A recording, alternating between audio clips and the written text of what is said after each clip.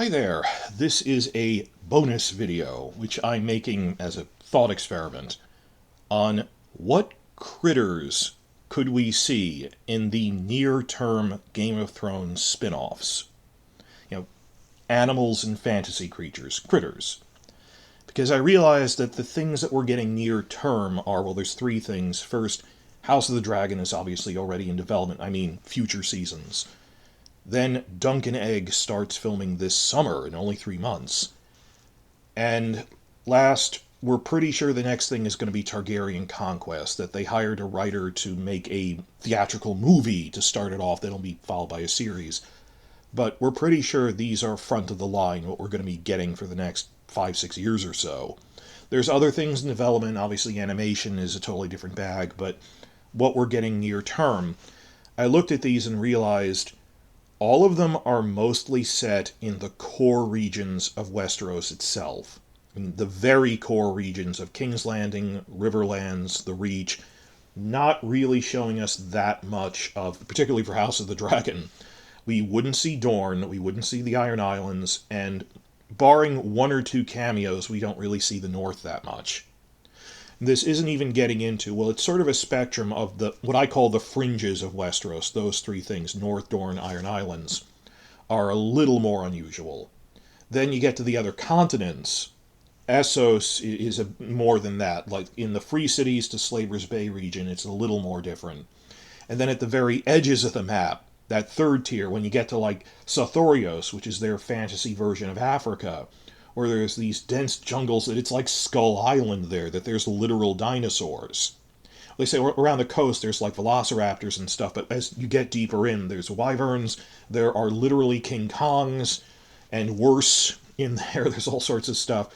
But a narrative would never go there. Maybe the Nymeria show. Maybe some of the more exotic ones like Nymeria and Corlys, young Corlys and his voyages, would see a lot of sea monsters and things. And those are pitches, but we don't think they are near development, or Corlys is being turned into a cartoon. That's, again, a whole different metric for how you do that. That this isn't like A Song of Ice and Fire, the three that we're getting near term, live action. Or A Song of Ice and Fire would have characters traveling to other continents, particularly Daenerys since the first one. Like in the books, they didn't do this in the show. When she goes to the Dothraki Sea, Drogo makes her a pelt out of this type of lion, this white lion called a Hrakar, which doesn't have a one-for-one version in real life.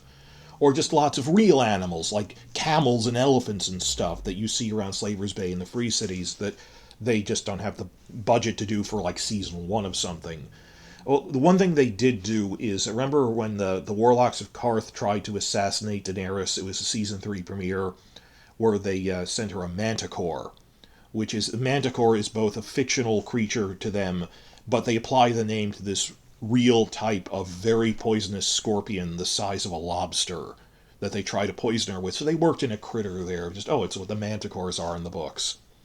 Little things like that. But I'm also thinking of like when Arya is in Braavos, or when Tyrion visits the Free Cities, when he passes through them in Book 5, as he's traveling down the Rhoyne River, he runs across one of those giant turtles the size of an elephant that are worshipped by the Rhoynar, the ancestors of the Dornish. He doesn't attack them, it's just as his boat is passing, they see this giant turtle surface the size of an elephant, which I thought would have been, if this was a normal adaptation, I know you need to save CGI money, but that would have been a fun moment to have a giant turtle there. And it's possible that Game of Thrones cut these things out, because of the whole, here we're here to cut out the fantasy stuff. It's for soccer moms and football players. That, no, we want to have that it's a slightly different world. I wonder, is that why they didn't put the Direwolves in that much? Relatively, I know it's hard to work with the actor dogs that they're based on. But the dragons even, that are pure CGI. CGI costs money, but in the later seasons when you were throwing money at things, like, let's build a fully realized Winterfell set, let's build a fully realized King's Landing, then not have the CGI money to show an elephant or two in the Golden Company's army, just in the background, it was weird. So the thought occurred to me that we're not even going to like the fringes of Westeros in these three prequels, particularly House of the Dragon. upcoming seasons are mostly Riverlands, Reach, King's Landing stuff. So what could we see in these? What we'd like to see relative to the books where they cut a lot out. This is a thought experiment because it's limiting to us. Well, the big exception, particularly for House of the Dragon Season 2, which is almost upon us, is that we do know that only Season 2, not later seasons, will have a big excursion to the north. That, remember, if you ever read the books, that Rhaenyra's son Jace will fly north to Winterfell to treat with the Starks and win them over as allies.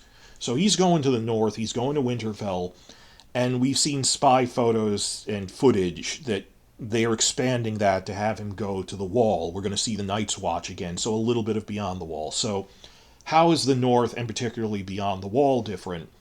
You know, it's sad in the books. There's this whole speech that one of Leaf, the Children of the Forest, gives, that she says, you know, it's this semi-realistic low fantasy world that there are things like direwolves, but human encroachment, just on a scale of thousands of years, has really diminished them. That right at the beginning of Game of Thrones, when they find that dead direwolf mother with all the pups, even in the TV show, Robb says there hasn't been a direwolf sighted south of the Wall in 200 years. And there's this whole thing in the books where Leaf explains that just human encroachment has driven these things to the corners of the map, but they're not quite as, you know, wiped out yet as in our modern 21st century world. And with that low fantasy thing, this isn't World of Warcraft. This isn't Azeroth. This isn't like Harry Potter creatures. A lot of these are historical things, or, you know, imaginative, fictionalized versions of them.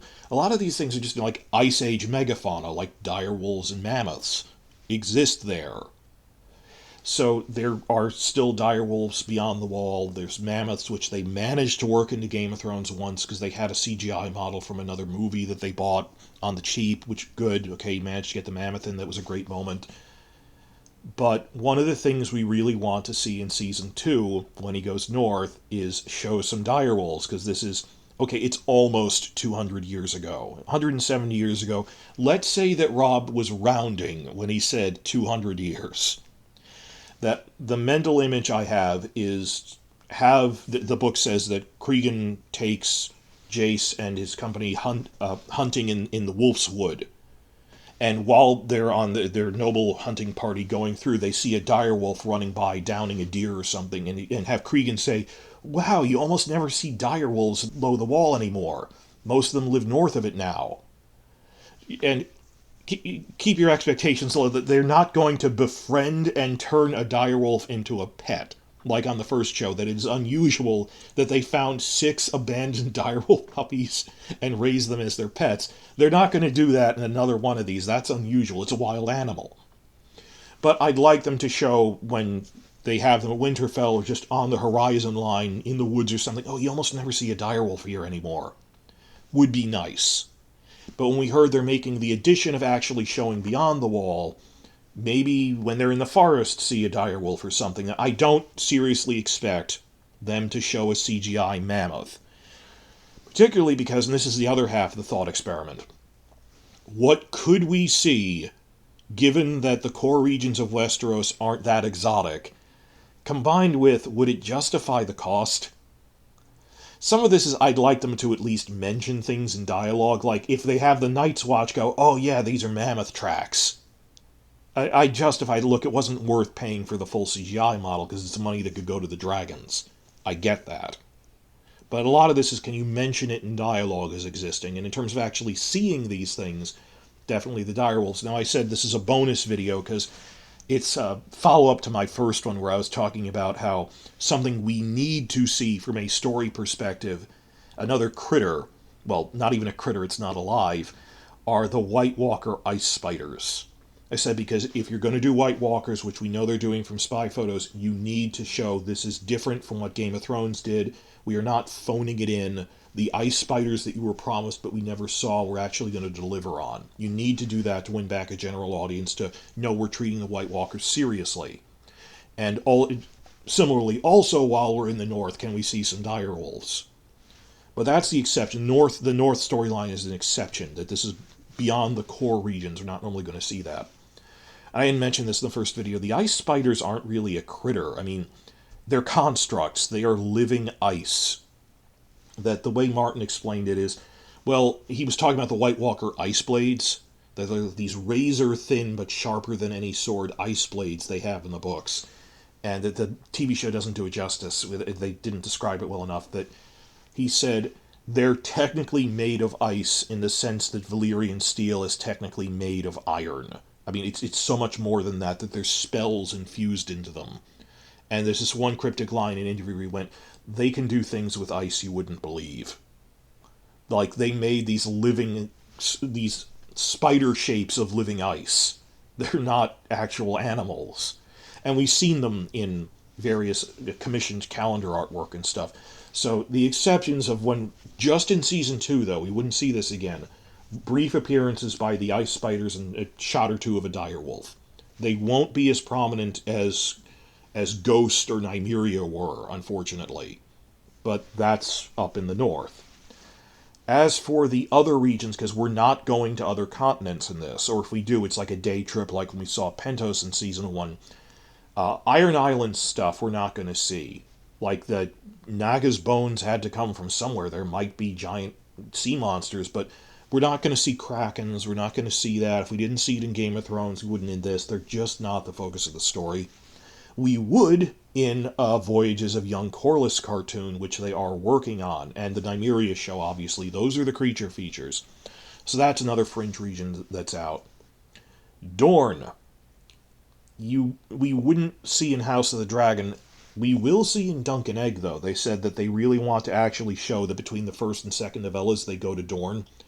And that's a plot-relevant thing. They said Dorne managed to close its mountain passes before the big plague hit, and they just happened to be in Dorne at the time, so that's how they survived the plague. That they just got lucky. So they actually want to show them working with, they took a contract with Mad Lady Vaith, so you might see a bit of Dorne in like late season 1, early season 2 of Dunk and Egg, maybe. Not a major focus. They visit there once, because it's a travel show. Similarly, they would spend all of season 4 of Dunk and Egg in the north, because it's the She-Wolves of Winterfell, the 4th novella. But it's a travel show where each season is almost episodic, where it's set at one location like that. But the first one is mostly at Eternity in the Reach, and the second one is also just these two rival people fighting during a drought in the Reach. So once or twice, depending on which season it is, but it's a travel show like that. Targaryen Conquest also would actually heavily show Dorne, but almost none of the North. Like, maybe it would come in when they would probably have Aegon inspect the wall if the prophecy is so much of a driving force for him, and you would briefly subdue the Iron Islands, but it's not like major plots like the way Game of Thrones would cycle between, and here's Balon Greyjoy in the Iron Islands, here's Bran and Rickon in the North. You wouldn't be like that, but like, Season 2 of the Conquest show is going to be the first Dornish War. The movie counts as Season 1, then Season 2 is the first Dornish War. So, okay, within the next 4 years, we would see a decent amount of Dorne that we haven't before, which is great because we got shorted on that. So, okay, Dorne is kind of accepted. There's subplots in Dorne, but I don't think there's that many different animals in Dorne. They mentioned there's a lot of, carrion birds like vultures, and there's a lot of snakes. But is there anything truly interesting? I mean, I am openly surprised that Martin never said the deserts of Dorne don't have some type of burrowing predatory worm in them. Because every fantasy series has a desert with a kind of burrowing sandworm in it. Even Lord of the Rings has sandworms in it. The wereworms of the Last Desert. Look it up. It was in the Hobbit movies. That was book accurate. This happens. How can you have a desert without a sandworm? It doesn't make sense. It wasn't in the books like that. But the little things like I'm not going to get into plants in here, but like emphasize, they didn't even do that at the Water Gardens. In the books, they emphasized Dorne is the only place that citrus fruits grow. So, like, where do the lemons come from? Lemons don't grow in Bravos. They don't grow in King's Landing. Well, have someone walking through a lemon grove. When Dunk and Egg go to Dorne, have them walking through a lemon grove or an orange grove, and have Dunk go, "Wow, I've never seen an orange tree before. They don't grow they don't grow outside of Dorne." Something, a little thing like that, because it would require no CGI to just have them next to a tree, and you'll have a prop fruit up there or something. That's nothing, just to show it's a different land.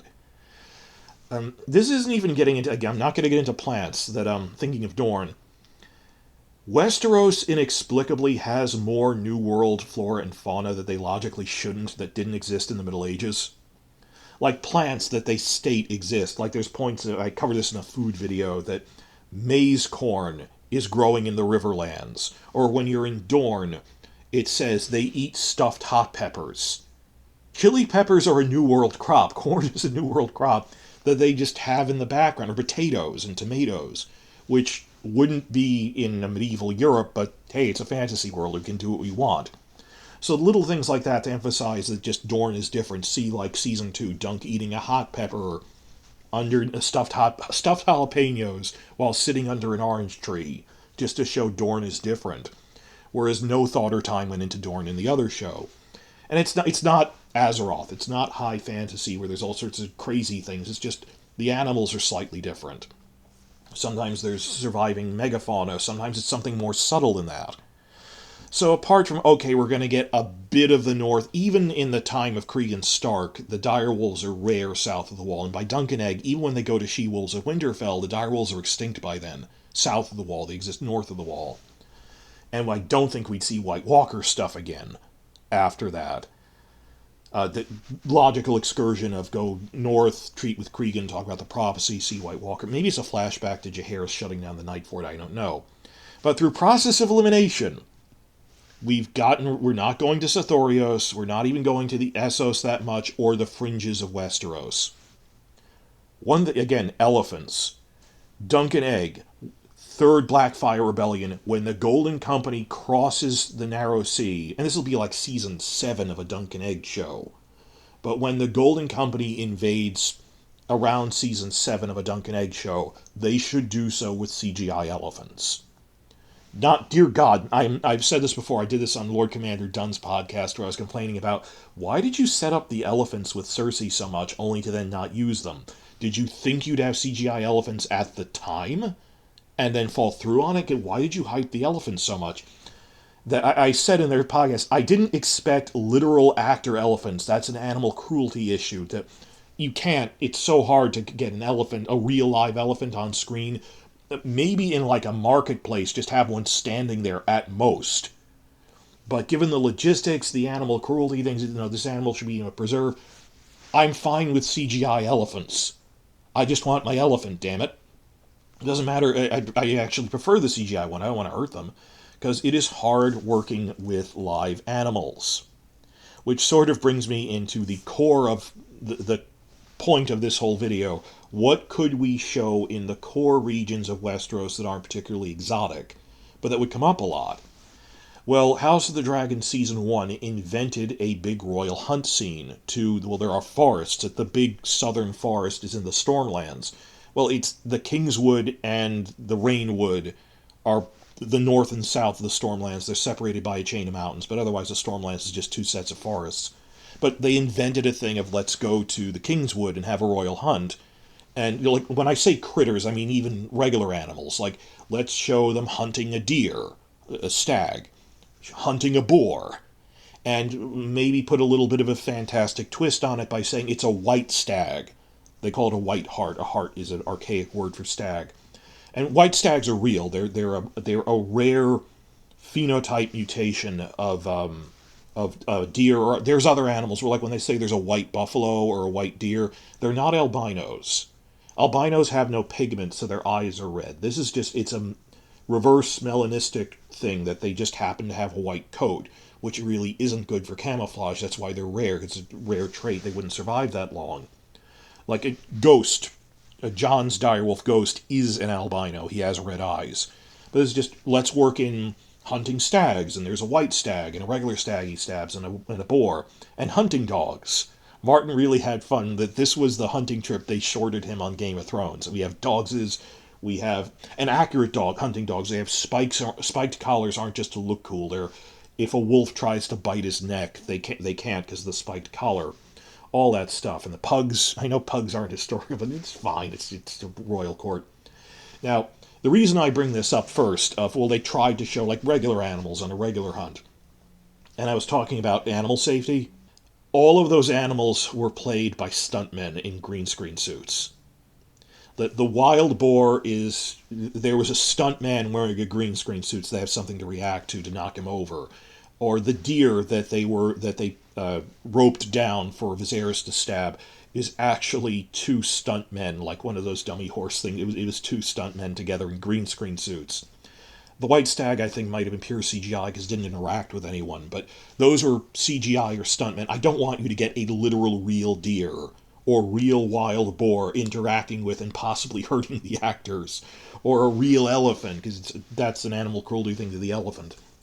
But the dogs are real, though. It's a dog. I mean, the actor dogs are easy to train, but even then, you also have the animal cruelty stuff, and like I've talked before about the horses, of working with live horses is always problematic and dangerous because something can go wrong. And stuff we heard on Game of Thrones later of like, they didn't know it's not safe to ride a horse near a cliff because if it panics, it could throw you over a cliff. And it was blind luck that Peter Dinklage didn't get thrown over a cliff in season 1 because of that, because they were incompetent about safety. With all that stuff in the news about like that Rust movie with Alec Baldwin, the scandal of you weren't using firearms responsibly. You need to be responsible with stunt work with horses. There was another point in filming season 8 where when Jaime is leaving Brienne, simply riding out of Winterfell and turning the corner of the castle gate, the horse threw him and he hit a wall and hurt himself. That working with live animals is dangerous, and the problem is these are critters I want to see as like CGI, I don't want them to needlessly bring in the real animals. Obviously, when I talk about dragons and ice spiders, you don't consider that, but even the realistic ones, I don't want you to actually get these things. Another thing is I'd like to see more cats. Everything's improved with cats. So we saw cats in Game of Thrones Season 1. It's a thing in the books where Arya's training by chasing cats. There's actually a thing in House of the Dragon Season 2 that after they execute all the rat catchers, it says the price of a cat skyrocketed up to being the price of a horse. So they brought in a lot of cats to try to deal with the rat problem. I want them to just and cats are notoriously difficult to work with compared to horses and dogs, but have someone holding a basket full of cats or something, just emphasize cats are great. But overall, this isn't official. I'm just talking about other things they worked on. Okay, we had a hunting scene. We already did that. And you can't use a real deer. You have to use stuntmen. I get that. I did make just a short 5-point list of critters I would like to see that you could, and number 1 and 2 are things from the north, the ice spiders and the direwolves. What are the other 3? 3 types of critters I would like to see more of in the core regions. First off, I want to see messenger ravens again. Bet you didn't think of that. But consider that, I went back and checked, House of the Dragon Season 1 never actually showed a messenger raven on screen. And I don't fault them for this, it's most of the story is set in King's Landing. There wasn't really need to have a messenger raven. And there's points where they mention them in dialogue that Rhaenyra goes, oh, we'll write to Harwin at Harrenhal by messenger raven, won't that be fun? But they didn't really need to get the raven and deal with all the animal stuff. It was brief enough, it wasn't worth it. They're not reading a letter. Like when Sansa sends a letter to Winterfell in Season 1, it's a plot point. But so much of it's either King's Landing or Dragonstone and Driftmark are close enough that either they have a messenger come by ship, or I think episode 8, one of the Dragon Keepers hands a message from Bela to Daemon. But the islands are next to each other. She might not have even used a raven, but here's a question for the comments. I wonder if the pandemic limited how much they could get ravens as as stunt animals for Season 1, because Season 1 was filmed during the pandemic. They had all sorts of shortages. Maybe they couldn't film with ravens like that. I know this might have one thing this might affect are the white ravens. Remember that they send out this special kind of highly intelligent, better trained white raven from the Citadel to mark the change of the seasons. You saw them at the beginning of Game of Thrones Season 2, where they brought one in a cage to the Small Council, and Pycelle said, "Here's the official White Raven to say that autumn has begun." And then they show them in the Season 6 finale. It's the White Ravens. Turns out for Season 2, that White Raven, they're rare. They're not albinos. They're this rare color mold. They had to import that thing from Austria. So you see, I'm saying if maybe the pandemic limited their ability to get stunt animal, and it didn't really justify the expense. They're not sending messages back and forth that much in Season 1. Later seasons will, because they have to coordinate their army movements. And they have to coordinate... There's points where, without going into spoilers, there is a big battle where an army is cornered and they send out ravens. It says they sent out ravens pleading for reinforcements, but the other army shot all the ravens down with their archers. So you would see ravens again, CGI ravens. I don't care if they're real or not. Maybe a scene or two have one in a cage just to emphasize this is a real animal. But later seasons of this, or Dunk and Egg, obviously Targaryen Conquest, you'd see the messenger ravens again. It's just kind of weird that we didn't see them at all in Season 1. Because that's an interesting idea in this world. Well, they don't have an internet, but they have this messenger raven network. It's such a cool idea. Because, again, makes sense. They do say in the book, we have ravens because they're smarter than pigeons. And they can fly farther. It makes more sense to use ravens. Okay, I want to see the ravens again, but the two things I really settled on of this is something Game of Thrones never showed us, but which I would like to see in live action, even in the core regions of Westeros itself. Shadowcats. Shadowcats were mentioned in dialogue in Season 1 purely because they were lifting direct book dialogue, and then they just never mention them again. Like when they're in the Mountains of the Vale and Tyrion goes, "Oh yeah, if I try to run away on foot, the Shadowcats will get me if the Hill Tribes don't." And there's another thing where Luwin is talking to Asha about, "Are you sure the noises you heard in the night weren't just Shadowcats and owls?" And no, it's White Walkers. But they mention Shadowcats are a thing even in, like, the Vale. I mean, mostly mountainous regions. They're a kind of mountain cat. Well, you haven't read the books. Shadowcats are interesting, and dealing with that whole thing, it's not quite our world, but it's not fantastical Avatar Last Airbender stuff. It's just different Ice Age megafauna that went extinct later, or that could have existed. They have this kind of mountain cat, where Martin actually, people wrote in and he answered this. He said, Shadowcats officially do not have a one-for-one analog in real life, or real-life counterpart. And he said, they're bigger than a normal mountain lion, though they're not quite as big as a tiger.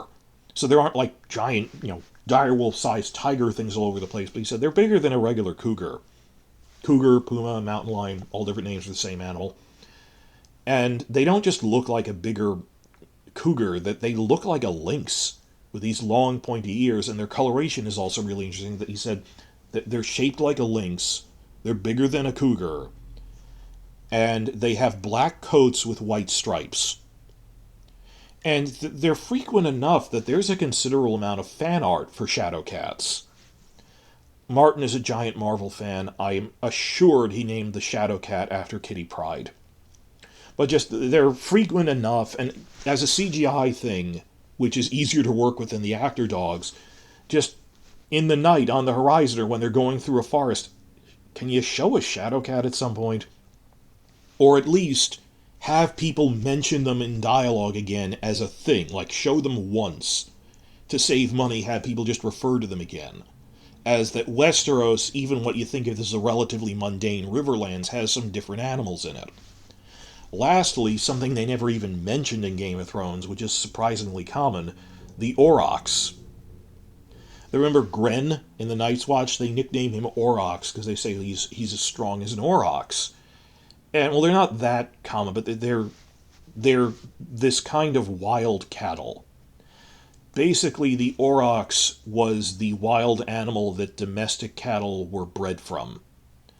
And they lived a surprisingly long time. They are a real-life animal, but they were mostly hunted out in the 1200s, and the last living one died in the early 1600s, the Aurochs. that it's a larger wild kind of thing, and it's not that unusual, but therefore why wouldn't you put it in? I'm not asking for a basilisk or something. It's just, hey, can you establish that they still have aurochs running around in the Riverlands in one shot, and then just mention in dialogue, oh, he's as strong as an aurochs.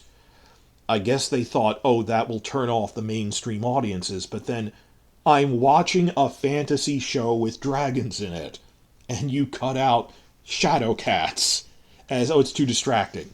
Really? So, but the bigger one, aurochs isn't that big of a thing. I just wanted to mention it, but the bigger wish list thing I have is, can we like see a shadow cat for once in one of these shows? And then mention them again, as that Westeros is slightly different from our world. That they have shadow cats, they have maize corn New World crops that they logically wouldn't in the real Middle Ages.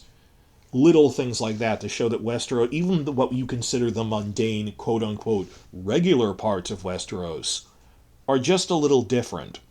Without even getting into the North and Direwolves and stuff, or the Dornish death worm or whatever, because a desert has to have a worm in it, damn it.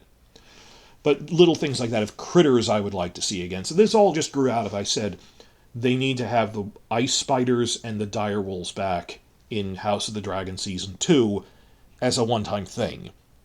But we're dealing with most of these prequels in the near term, set in central Westeros, won't really have fantastical things. Now, don't get me started on the Valyria prequel that they did want to make. They have story Bibles and all the chimeras they make with blood magic and stuff. That'll be a creature feature, don't get me wrong. Also because it's not in Westeros, even just the relatively normal parts set in like around the Roaring River. They have the giant turtle-sized elephants. But Corlys is being turned into a cartoon. We'll see a lot of sea monsters in that, hopefully. Nymeria, they might be retooling into live-action movies. We haven't heard any mention of it. If they were turning it into a cartoon, they would have mentioned it when they turned Corlys into a cartoon. But she goes to Sothoria. She fights literal dinosaurs. So, as this thought experiment of... I really want to hear in the comments, and I'm going to respond to all of them.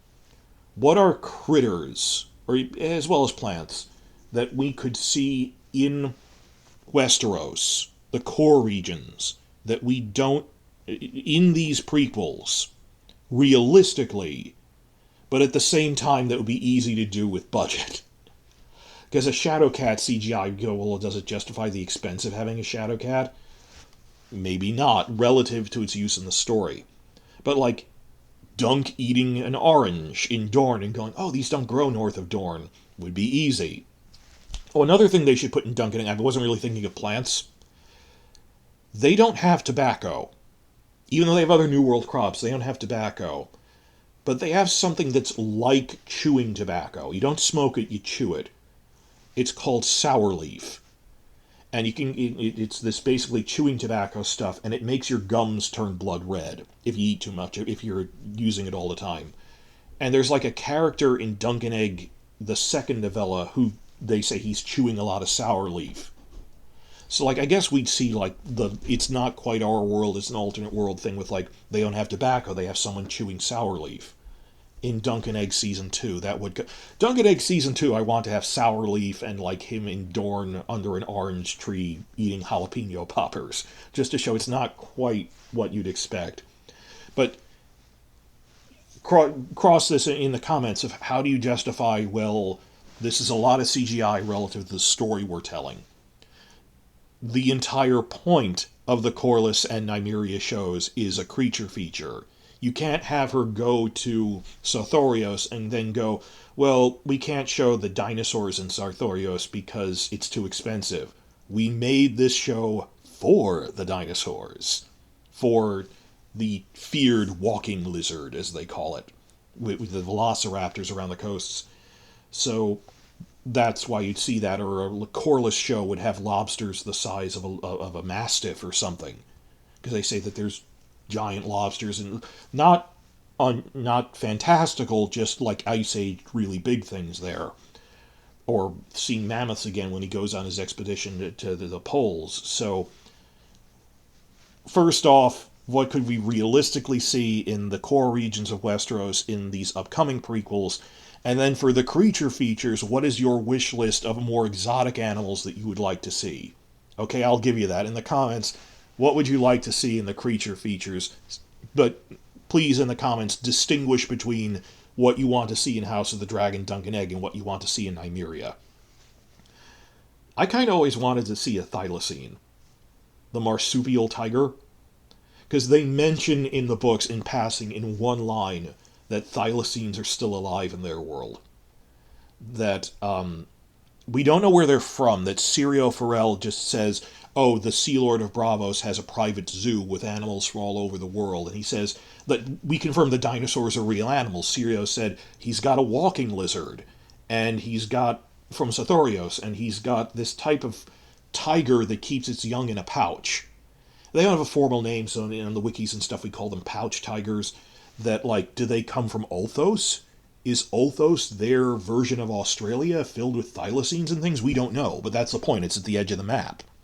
But that is an utterly obscure reference of, like, in one of these, if they ever go to Braavos, I'd like them to show the Sea Lord's private zoo.